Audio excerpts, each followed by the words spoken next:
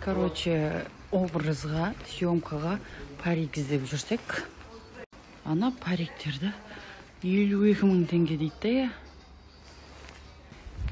52 мың теңгеге мен целый бас сатып аламын ғой, мойнымен қосып зайын жүрем. 40 мыңға аламын ғой мен. 40 мыңға алам, киім кешегімен 52 мың теңгеге сатып аламын ғой, зайын жал.